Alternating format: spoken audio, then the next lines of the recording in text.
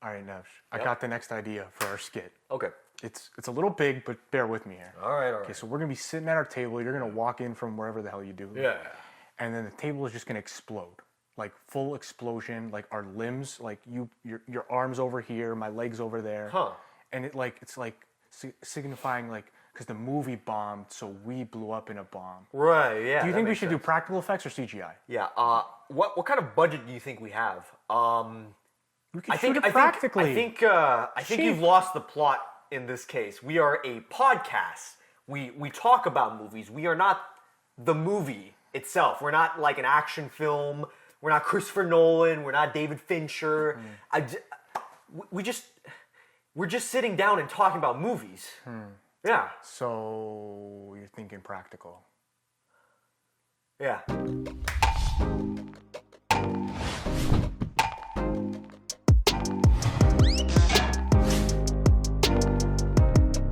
Welcome back to the Real Talk Podcast, episode 146. I'm your host, Nathan, and I'm joined by the man himself, Matthew Neves to my left. Thank you. Today, we are going to be discussing CGI versus practical effects.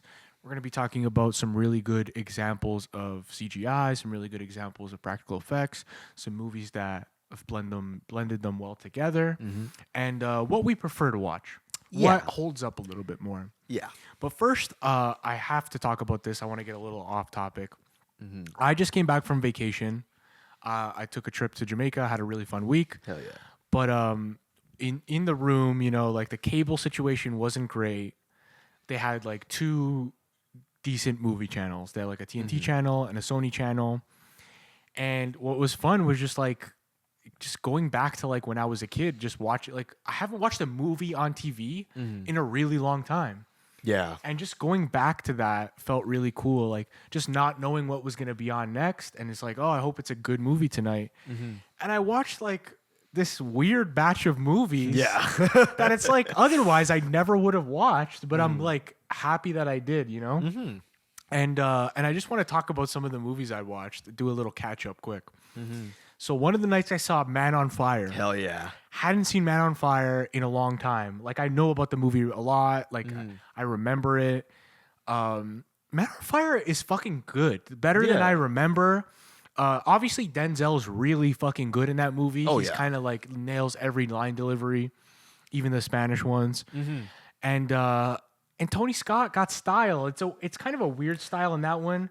He really goes for it with the editing, and it kind of gives me a headache. But yeah, we gotta make an episode on Tony Scott. I completely agree. Because I've been holding it in. I got my Days of Thunder fever coming in. So yeah, Tony Scott is going to be a future episode for sure. Hell yeah, because the man needs to be talked about more. Absolutely. I watched Suicide Squad, the Will Smith one. Yeah. That's a movie that's probably not worth rewatching, I'd say. Has some fun character moments, but not worth rewatching. Compare it to, because you weren't a huge fan of the James Gunn one. How would you compare the two? The James Gunn one's better. Yeah, same. I agree. Yeah, there really isn't much else to say. I'm not a fan of the James Gunn one. I don't think we are. But it's still James Gunn. It's still James Gunn. He has style. He got personality. It's not fucking annoying. I agree. Yeah. I saw Roadhouse on the plane. Ooh. Gotta say, Roadhouse is the perfect plane movie. You don't have to pay too much fucking attention to it. The new one? The new one. Okay. Jake Gyllenhaal. You don't have to. I agree. You don't have to pay attention. It is the perfect plane movie. You don't give a fuck that much. It's like funny, very casual watch. Yes. Finally got around to that one. It's silly as fuck. Conor McGregor's the best part. Conor McGregor is the best part. Yeah. You were right. It's silly as fuck. Yeah. Jake Gyllenhaal really tries to play it straight. Oh God. Kind of just he's missing something in his character there. Not one I want to rewatch again. That is fair. I played Rush Hour 2 one night. That was one of the best fucking nights because I love Rush Hour 2. Came back to the room a little tipsy, watched some Rush Hour 2. That makes sense. It was the best. Rush Hour 2. Rush Hour 2 is the best Rush Hour. I should have mentioned that on our sequels episode. Oh, hell yeah. Because Rush Hour 2 is a fantastic sequel. Hell yeah. The movie that floored me, though, and changed my whole... Like, I saw all the Rambo films when I was 12 fucking years old. Yeah. It's, like I saw them when I was 12 or 13 years old. And the first time I watched First Blood Part 2, I'd never seen a fucking action movie like that ever, because it was like no plot, just action, crazy gore. And for like a 12 or 13-year-old, your head is fucking blown. Yeah. And I spent all these years remembering my 12-year-old memory was that First Blood Part 2 was the best one.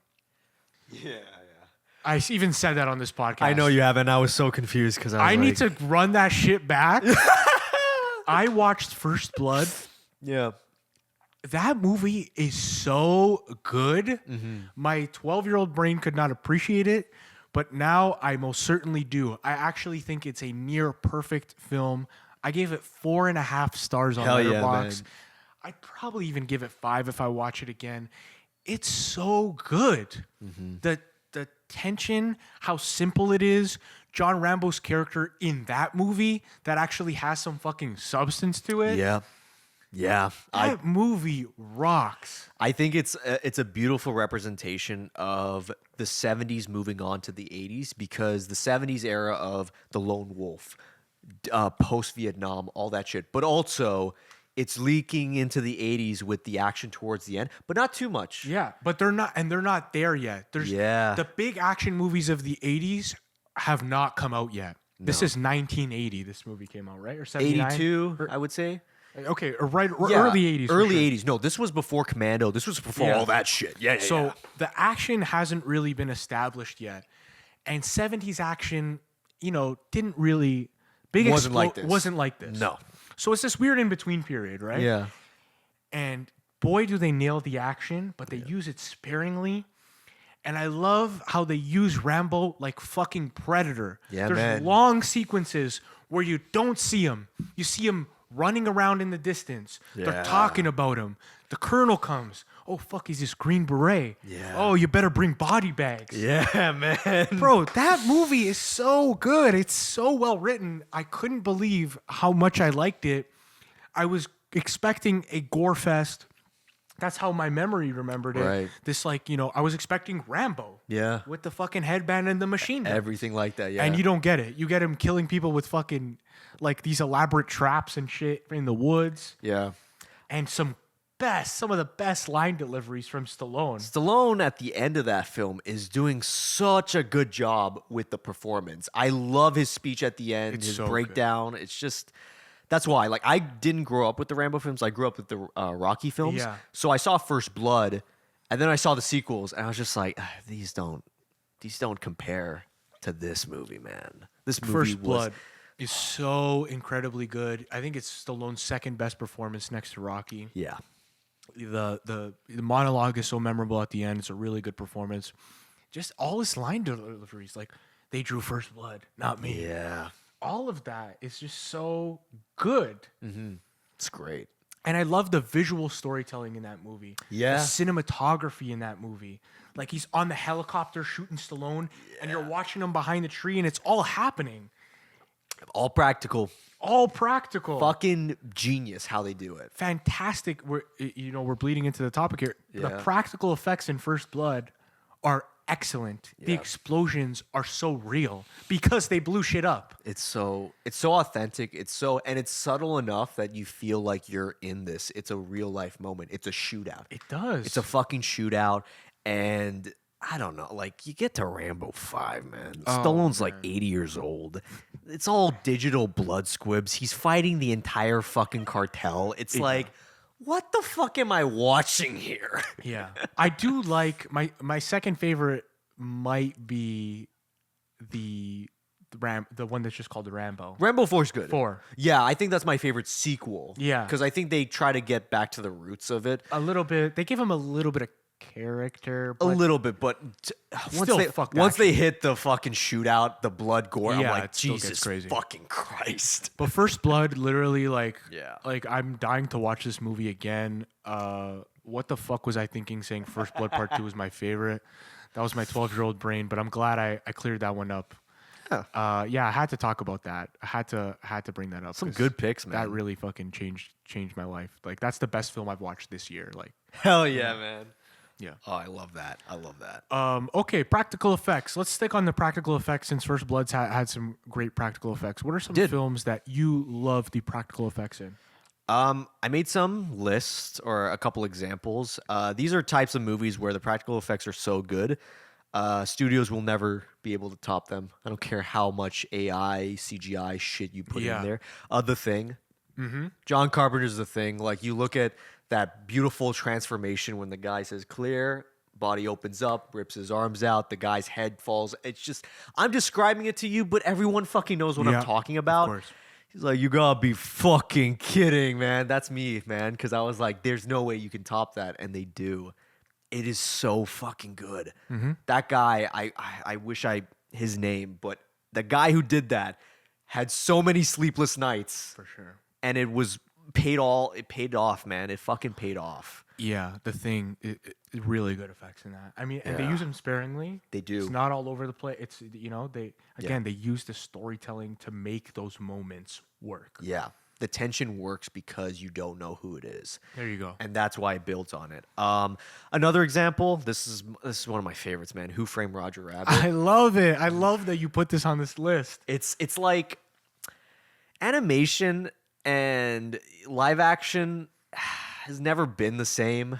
No. I don't care what you guys say. Space Jam isn't that good. All right. You like it because of Michael Jordan. Yes. You don't like it because it's a good movie. It's not a good movie. No, fuck no. No. Who Framed Roger Rabbit, though? That is a beautiful film that's set in the 40s. It's during the time, like, what if Warner Brothers cartoon characters were real? And what if they were like actors? Like, Bugs Bunny is no different than Humphrey Bogart type of shit. I fucking love that. And it's a murder mystery, it's a noir film. Bob Hoskins plays a drunk. Yeah. He plays it straight. He doesn't act like a cartoon character. He plays it straight. He plays a drunk. He has a tragic past with his brother. It's like, wow, like they're doing something so different with this concept and the animation. Like, have you seen the behind the scenes of Who Framed Roger Rabbit? No, I haven't. It's fucking nuts. So, like, there's a part where, like, Roger Rabbit is spitting out water. They had, like, a little hose and they spurted out the water, and Bob Hoskins is miming him. Yeah, because Roger Rabbit wasn't there the entire time. Right. So it was kind of like how people do green screen now. It's like, you got to stare at that ball. It's like, yeah, well, they didn't even have they had a Roger Rabbit dummy. And it's like, okay, there's his eyes. You have to look there. So it's just a dummy. Yeah. Like, nowadays, they would have just had somebody in the fucking whole mocap suit, right? They would have had Andy Serkis or whatever. Andy Serkis playing Roger Rabbit. Yeah, literally. But they didn't have it at the time, so Zemeckis was like, I don't know, like, just look at... And Bob Hoskins, the entire film, looking at it from his performance, he was miming all those cartoon characters. That's really impressive. And the animation, too, holy fuck, because... Back in the day, whenever they did live action to animation, all the animators were like, all right, camera's got to be still. Yeah. Why? Because now we know where the cartoons can stand. That film's like, nah, we're going to do a dolly shot. We're going to do this. We're going to do that. And we're going to have 50 cartoon characters. And all the animators were like, oh, fucking hell. Like, pretty amazing. What year did that come out? 88. Wow.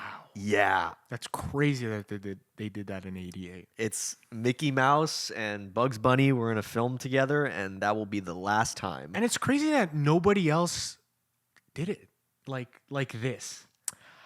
Like this, I like to think Spielberg had a big say in it. Because Spielberg was fucking huge during this time. He had fucking E.T., Indiana Jones, all that stuff. He was producing a ton of films, so...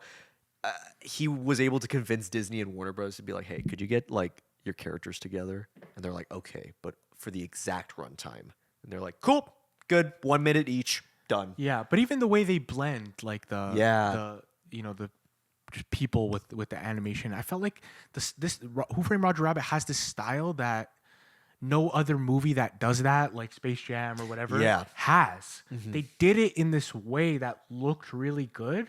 It felt like they pioneered a new way to do it, and then nobody used it. I think because an issue with Space Jam was the fact that Michael Jordan was going into the cartoon world. Right. It's a lot easier to do that. Same with the Space Jam sequel. It's a lot easier to just be in a green screen than it is the other way around. Yeah, that's true. So that's why we're probably never going to get a Who Framed Roger Rabbit. But I don't want another sequel. No, some IPs just they have the one. Like, why do it again? Why do a lesser version, or try and do it again? Like, that's a fun movie. Who Framed Roger Rabbit was ahead of its time. A very fun watch. Exactly. Fully agree. Another one that's a lot older, I would say, Ben-Hur. This is a film that I know will never be made the way it is now. Like, the amount of practical effects, the amount of fucking extras they had on that set. Like, that chariot race, man. Yeah. Like, I love the fact that they were able to put so much work into all that shit. It took 2 years to make. That's incredible. The whole fucking movie. I mean, that alone will never happen again. Nobody's making a movie for 2 years. No. Well, like, in terms of, like, that much work, extras. Nobody's gonna give it, like, I don't know how many extras it was, but it was so much. It was so many of them.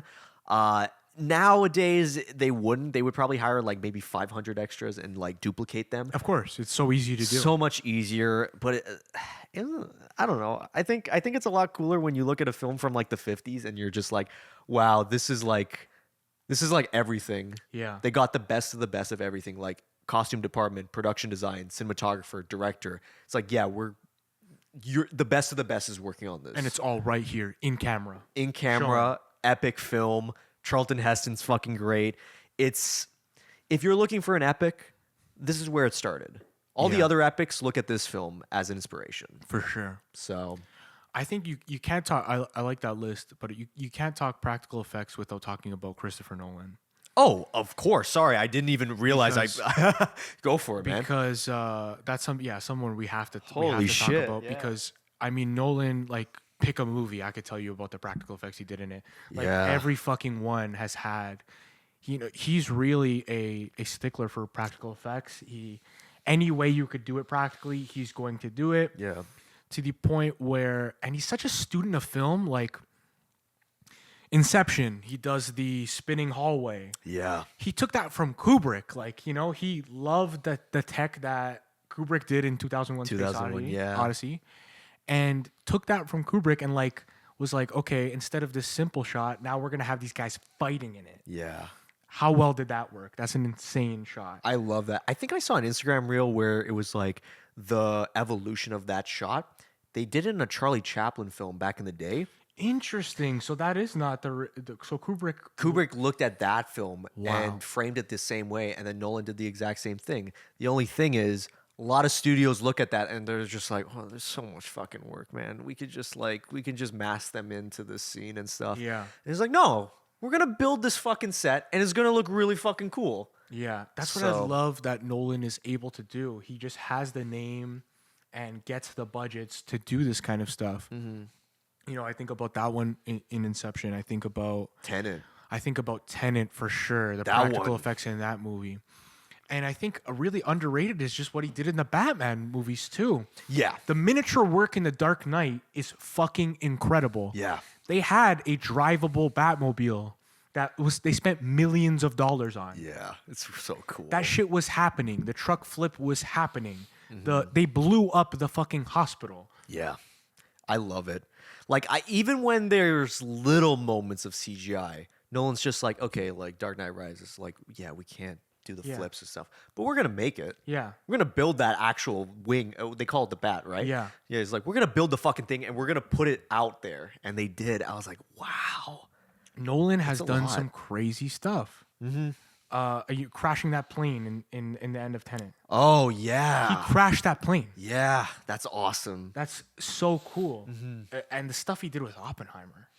Yeah, Oppenheimer 2 was The way another. he got real creative of, like, showing the fucking the bomb, the Trinity test. Like, that was real cool. Yeah, people thought that was CGI and stuff like that. It's like, no, No. no, that was all legit, man. Like, on camera, I mean. And it's just like him and Tarantino. I always think of, like, practical film. Yeah. Like, they are the only ones, and it's because they are Tarantino and Nolan. In Dunkirk, he gets obviously they needed so many extras for that movie. Yeah. What does he do instead of CGIing some extras? They did cardboard cutouts. Hell yeah, man. That's like a did Kubrick thing. Cardboard cutouts with, like, guys carrying it and, like, some real heads, some fake heads in the background. And you could see that in the behind the scenes. And you don't notice it. And you don't notice it because if it's done right, it's a timeless effect. It worked in Kubrick's era and it works now. Yeah. Fuck yeah. I didn't even know that. What the fuck? That's So awesome. Nolan is that guy when it comes to practical effects. I think he's so good with it. But let's get into some CGI. Yeah, and look, here's the thing. We praise practical because it is such a hard thing to do on Yes. camera. It's so hard to like really get it done right because we've seen it done poorly. We've seen the strings, we've seen the wires, we've seen all that shit. We've seen like the fucking matte paintings that it's just like, oh, that they didn't even try with Yeah. that. So, but that's not to say CGI is a bad thing. There's so many great fucking examples of it. And it's not to say CGI isn't hard either. It's It's fucking really hard. hard to get right. Yeah. It is an art in its own right. Yeah. Like practical effects are. And when they hit, when it's done right, it's flooring. It's amazing. It almost feels like a miracle. Absolutely. And you know, I think it's because people look at it through behind the scenes because the reality is when you see a behind the scenes of something that's more practical, it's way cooler to see like, oh, we're at the studio, we're doing this, we're moving this animatronic versus CGI is like, Yeah. you just type It's it. less exciting to like watch, I guess. Yeah, Or which to like learn about. But man, it's cool when it's done it right. Like, absolutely. Planet of the Apes. Oh yeah. That's to me that's the gold standard of CGI. Like that's Yeah. one of the hardest movies to make. I think it's amazing that we're in a day and age that we can make that movie. Yeah. The effects in those films, all four of them, All of them. fucking amazing. You couldn't top it. That is the way to do it. Right? For Planet of the Apes, that is the way to do it. Yeah. I'd argue that Tim Burton's was the best. Some of the examples Yeah. were the best you can get practically. Yeah. So we got the best practical effects you could do for Planet of the Apes, and we got the CGI. This is an example where I pick CGI every single time. Yeah. Another example, I didn't put it on the list, but like I compare it to like Superman. Yeah. I love the Christopher Reeve films, don't get me wrong, but my dad and I, we always think about like Superman 2 where he's lifting this metal plate and it's like, it looks like he's struggling. Superman wouldn't struggle lifting that. It's because it was real and because it's heavy as shit. You get to Man of Steel, it's like, yeah, that's what it would actually look like. Right. So you got to update the effects sometimes. I do think there is a blend of wire work and CGI blending of Yeah. that. But at the end of the day, you know, you kind of look at the older films and try to improve technically on what you can do now. But we do have some great examples of some CGI films done right. We just named Planet of the Apes. Another one nobody really talks about, but I fucking love, The Social Network. Yeah. Fincher's Fincher. amazing. Another that's you want to talk CGI, talk about Fincher.